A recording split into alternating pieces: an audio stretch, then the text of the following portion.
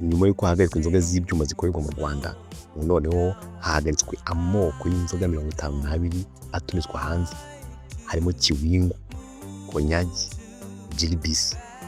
Ikigo cy'igihugu gishinzwe ibiribwa n'imiti Rwanda FDA yatangaje ko cyahagaritse inzoga zitumizwa mu mahanga zirimo Bondi 7, Kiwingu, Konyagi, Gilbis n'izindi zigera kuri 52 mu rwego rwo gukomeza kurengera ubuzima n'umutekano by'Abanyarwanda. Biri mu itangazo Rwanda FDA yashyize hanze wa 5 Kanama 2026 itegeka ko itumizwa mu mahanga ry'ibinyobwa bisembuye bikwiriye guhagarara byihuse. Iri tangazo komeje iti Rwanda FDA itegetse abatumiza ibi binyobwa mu mahanga guhita batangiza igikorwa cyo kubikusanya byose no kubikura ku isoko.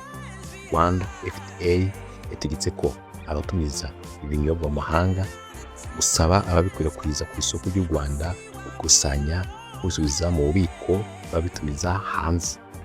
Abatumiza ibinyobwa bategetswe kugeza kuri Rwanda FDA raporo igikorwa cyo kubikusanya mu gihe kitarenze iminsi 3 y'akazi uhereye kuwa 5 Kanama 2026.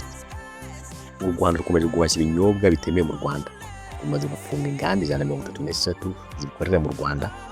Rwatangiye kandi kumena ethanol yifashishwaga mu kubikora, aho hari 470 zayo zimaze gukusanywa mu mujyi wa Kigali ndetse zigomba kumenwa. Ntabwo nuko izi nzoga zikomeje kuzahaza ubuzima bw'Abanyarwanda, aho mezi 7 ashize zishe abantu 50, abandi 100 barahuma.